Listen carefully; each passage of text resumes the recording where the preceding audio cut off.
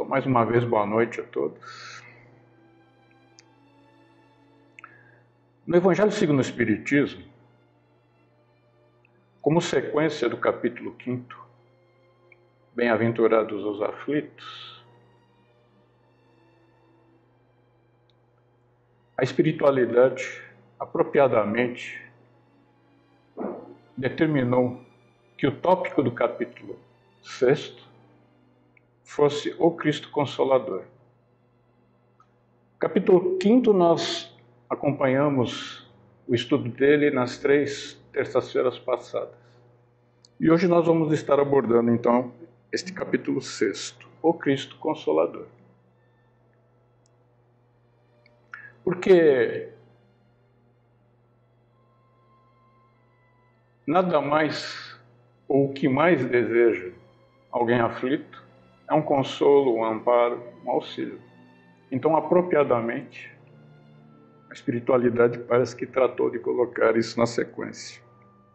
No item 4 do capítulo, assim como consta também do capítulo 5, está escrito: disse o Cristo, bem-aventurados os aflitos, porque eles serão consolados. Mas como se pode ser feliz por sofrer, se não se sabe por que se sofre?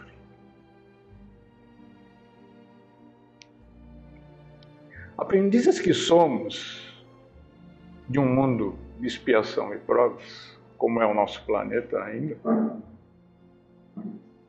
todos nós, em maior ou menor medida, somos aflitos.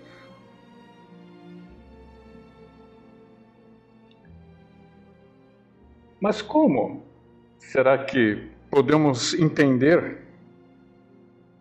essa ajuda de Jesus? Entre a humanidade, existem aqueles que vagam sem nenhum objetivo, não entendendo qualquer coisa que seja a vida. Existem ainda aqueles que acreditam que a vida só se resume nesta nossa etapa e que por conta disso tentam tirar o maior proveito que podem materialmente falando, mas não entendem a espiritualidade. E aí quando surge algum problema de saúde, no seu trabalho, familiar, acreditam que estão sendo injustiçados. E alguns até, por conta desse não entendimento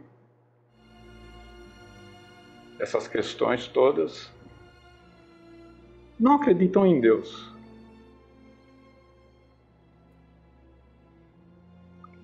No item 1 do capítulo,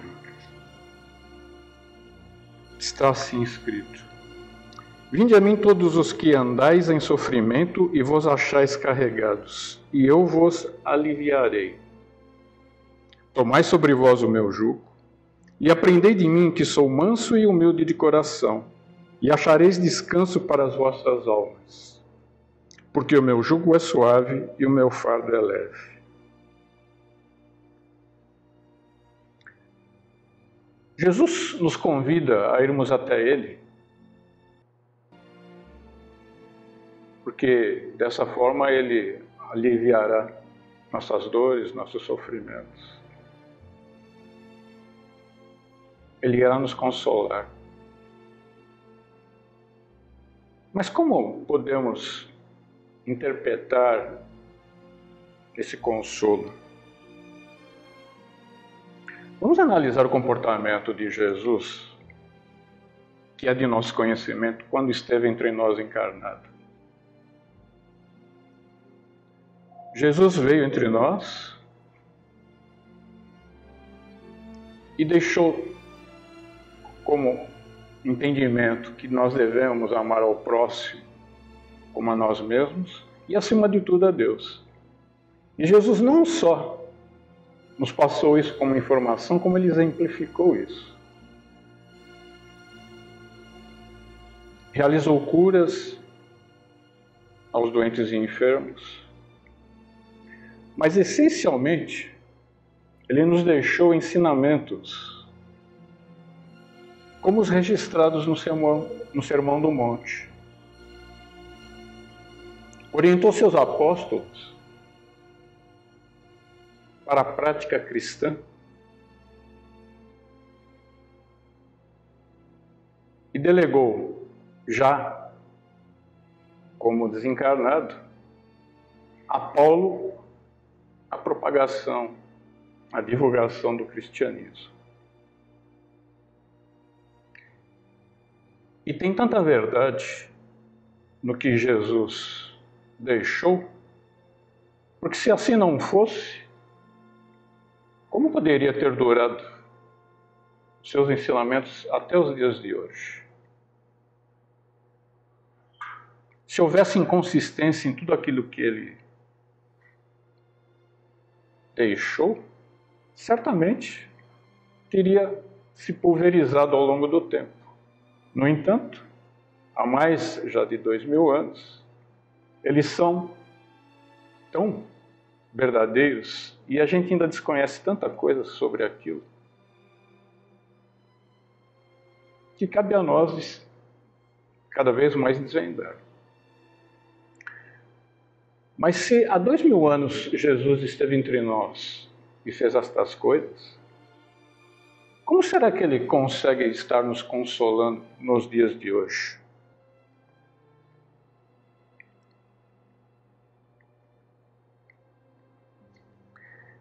Jesus prometeu que ele enviaria um consolador. E aqui no item 3 do capítulo, exatamente o tópico é Consolador Prometido. Mas o que é esse Consolador Prometido?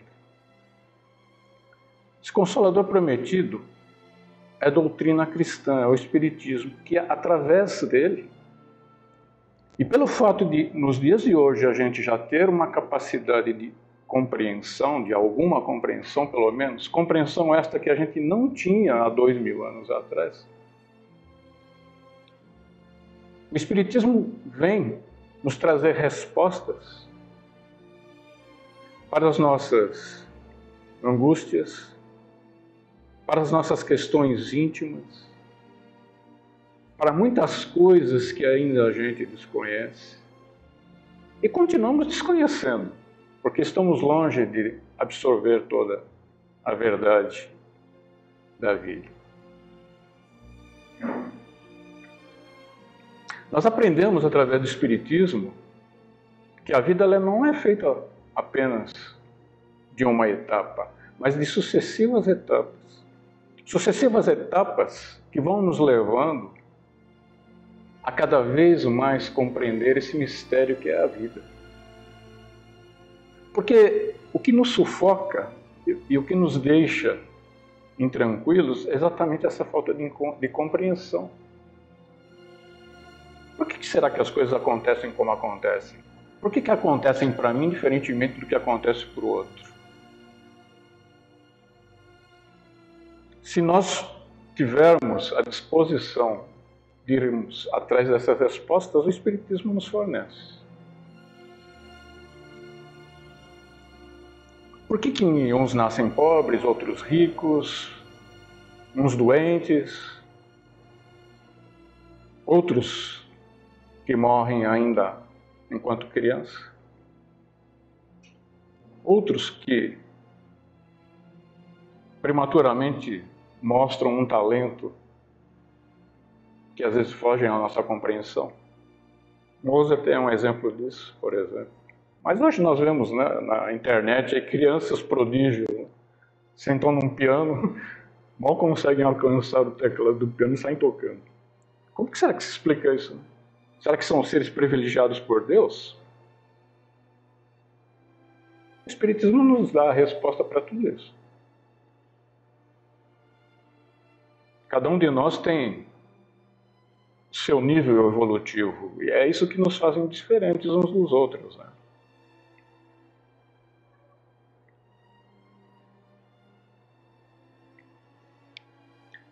Essa fórmula da felicidade Jesus já nos havia passado lá há 2000 anos atrás. E antes mesmo de Jesus, Sócrates e alguns dos sábios da antiguidade, e Moisés, através dos 10 mandamentos, já nos estavam passando que cada um de nós poderia ter feito e não fizemos, e por conta disso sofremos as dores que sofremos. Porque o que é a dor? Por que existe a dor? Já se perguntaram quanto a isso? Imagina se a dor não existisse. Como que será que seria o nosso comportamento? O comportamento de cada um de nós. Certamente estaríamos saindo pela vida totalmente sem nenhum limite, sem nenhum dever, porque nós gostamos muito dos direitos, né? E muito pouco dos deveres. O capítulo 17, Sede Perfeitos, ele toca muito bem nesse ponto. Grande parte de nós acha que tem todo o direito do mundo e nenhum dever a ser cumprido. E na verdade não, na verdade é um balanço das coisas, né? Temos os nossos direitos, mas também temos os nossos deveres a serem obedecidos. E quando a gente passa a entender isso e a vivenciar o nosso dia a dia dentro desse parâmetro, a gente começa a ser mais assertivo, e em sendo mais assertivo, a dor ela começa a deixar de ter a sua função. Porque a função da dor, na verdade, é nos colocar num caminho que a gente fugiu dele. O papel da dor é esse. Na medida que a gente começa a entender isso e tornar a nossa vida mais assertiva, a dor começa a não ter mais sentido. E são todos esses ensinamentos que o Espiritismo nos traz que faz com que Jesus nos console. Quando ele diz que o jugo dele é leve, o jugo dele é leve a partir do momento que a gente compreende, entende. Porque se a gente não entende e compreende, a gente continua tomando atitudes fora daquelas que Deus designa a cada um de nós. Deus dá a liberdade a cada um de nós de agir conforme deseja. Mas a vida, ela tem um objetivo muito claro. E embora a gente tome atitudes que deseja, se essas atitudes elas estão em contradição ao objetivo que Deus determina a cada um de nós, ora, alguma coisa tem que acontecer. Para que a gente não fuja da diretriz que Deus determina. E a nossa evolução é isto. É cada vez mais ter essa compreensão do que Deus determina a cada um de nós. E Jesus nos consola na medida que Ele nos diz o que fazer através do Evangelho. O Evangelho é nosso guia. Aqui está toda a diretriz. Se a gente se forçar em compreender e em atender. O Evangelho é um código de conduta.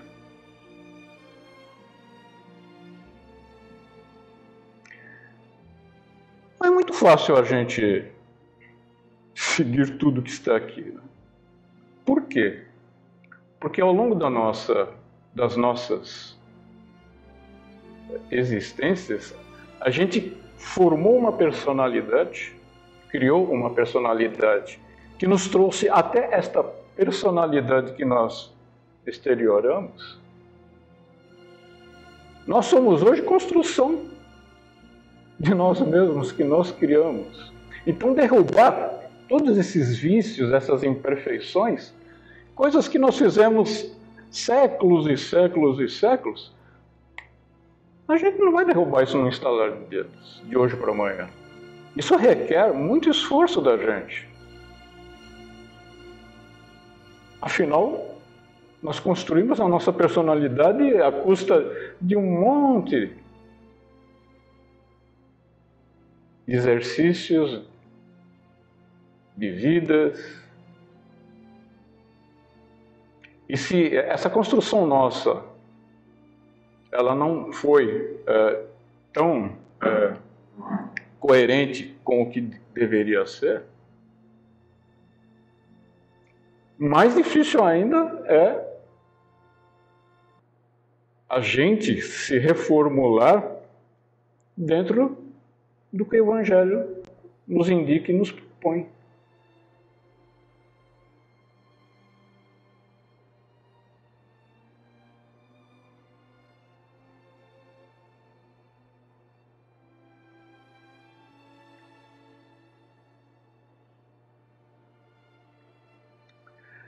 Mas, à medida que a gente vai tendo noção do que o Espiritismo nos traz de informação, e se nós nos propomos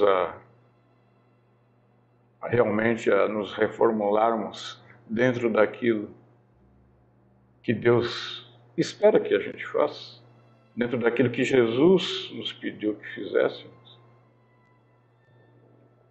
nos desapegando das coisas materiais,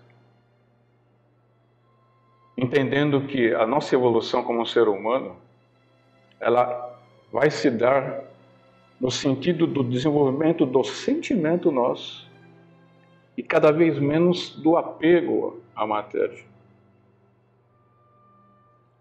O objetivo de cada um de nós vai se fazer nesse sentido. Uns vão levar mais tempo, outros menos, dependendo do amadurecimento de cada um de nós.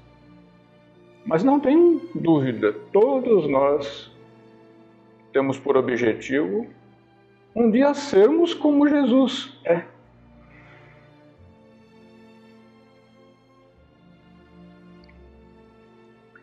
E na medida que cada vez mais a gente vai indo nessa direção, sendo mais assertivos nas nossas ações, na nossa conduta, a gente passará a sofrer menos, nós estaremos abrindo a porta estreita que nos leva, que nos dá acesso à felicidade, aquela felicidade plena, constante. Não essa felicidade que a gente hoje desenvolve, né? A felicidade de oscilações, né? Hoje eu estou feliz, amanhã não estou. Hoje estou feliz, amanhã não estou. Quando a gente entende e vai nessa linha, a gente conquista a felicidade eterna. Aquela que a gente adquire e não foge mais da gente. Porque a gente passa a viver de acordo com o que deve ser vivido. A luta não é fácil, gente. Não é. Para todos nós, para cada um de nós. Mas devemos começar. E se a gente quer tanto sofrer menos, se a gente quer que a dor não nos acompanhe tanto quanto nos está acompanhando, é isso. É nos esforçarmos para que as nossas ações sejam cada vez mais assertivas.